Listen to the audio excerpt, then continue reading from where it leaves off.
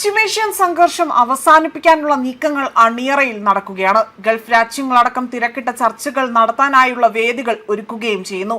ഇനിയും അമേരിക്ക ഇവിടെ ആക്രമിക്കാനാണ് ഉദ്ദേശിക്കുന്നതെങ്കിൽ ചർച്ചകൾക്ക് മാത്രം ഇനി തയ്യാറെടുക്കാൻ ആരും തന്നെ ഒരുങ്ങില്ല എന്നതും മാത്രമല്ല, യുദ്ധം എത്രയും വേഗം തന്നെ അവസാനിപ്പിക്കണമെന്ന ഒരു മുന്നറിയിപ്പ് കൂടിയാണ് ഇവിടെ പല രാജ്യങ്ങളും നൽകിയിരിക്കുന്നത്. പശ്ചിമേഷ്യൻ സംഘർഷത്തിൽ നയതന്ത്ര ചർച്ചയുമായി തന്നെ തുർക്കിയും ഈജിപ്തും മറ്റ് രാജ്യങ്ങളും, അതായത് മറ്റ് ഗൾഫ് രാജ്യങ്ങളും അടക്കം ഇപ്പോൾ ശക്തമായി ഒറ്റക്കെട്ടോടുകൂടി തന്നെ ഈ യുദ്ധം അവസാനിപ്പിക്കാനായി തന്നെ തുനിഞ്ഞിറങ്ങിയിരിക്കുകയാണ്. ഇറാനുമായി ഈ രാജ്യങ്ങളുടെ പ്രതിനിധികൾ വീണ്ടും സംസാരിച്ചു എന്ന് വ്യക്തമാക്കുന്ന ചില തെളിവുകളടക്കം പുറത്തു വന്നിട്ടുണ്ട്. ഇനി ആക്രമണം ഉണ്ടാകില്ല എന്ന് ഉറപ്പ് അമേരിക്ക നൽകിയാൽ മാത്രമായിരിക്കും ഹോർമൂസ് തുറക്കുന്നതും ആണവ സമ്പുഷ്ടീകരണത്തിൽ ചർച്ച നടത്തുന്നതുമായി തന്നെയുള്ള കാര്യങ്ങൾ ഇവിടെ പരിഗണിക്കുമെന്നതാണ് ഇറാന്റെ നിലപാടായി തന്നെ സൂചിപ്പിക്കുന്നത്. അതിനിടെ തന്നെ ഇറാന്റെ പുതിയ നിർദ്ദേശങ്ങൾ ദേശീയ സുരക്ഷാ ഉപദേഷ്ടാവുമായി തന്നെ ട്രംപ് ചർച്ച ചെയ്തുവെന്ന് വൈറ്റ് ഹൗസ് ഇവിടെ വ്യക്തമാക്കുകയാണ് ചെയ്തിരിക്കുന്നത്. White house press secretary Caroline Leavitt ആണ് ഇക്കാര്യങ്ങൾ വ്യക്തമാക്കിയത്. അതിനിടയിൽ ഇറാനെതിരായ കടുത്ത വിമർശനവും നിലപാടുകളും ഇവിടെ തുടരുകയാണ്. അതായത് UAE കടുത്ത നിലപാടാണ് ഇവിടെ എടുത്തിരിക്കുന്നത്.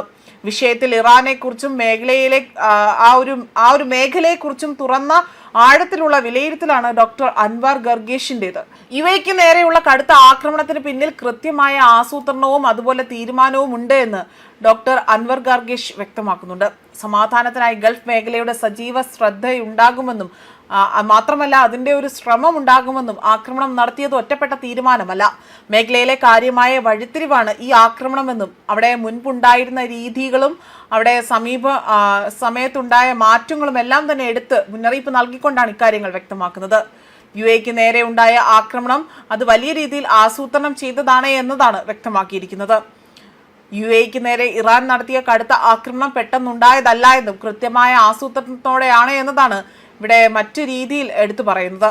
പ്രതിസന്ധിക്കിടെ GCC മേഖലയുടെ യോജിപ്പ് സമീപകാലത്തെ താഴ്ന്ന നിലയ്ക്കെതിരെ ആ ഒരു നിലയിലേക്ക് എത്തിയതായും അറബ് ലീഗ് പ്രതീക്ഷയെ അതിനോടൊത്തു തന്നെ ഉയർന്നിട്ടില്ല എന്നതാണ് തുറന്നു പറഞ്ഞിരിക്കുന്നത്. മേഖലയിൽ കാര്യമായി വഴിത്തിരിവാണ് ഈ ഒരു ആക്രമണമെന്നും ഇനി രീതി മാറുമെന്നും അദ്ദേഹം മുന്നറിയിപ്പ് നൽകുന്നുണ്ട്.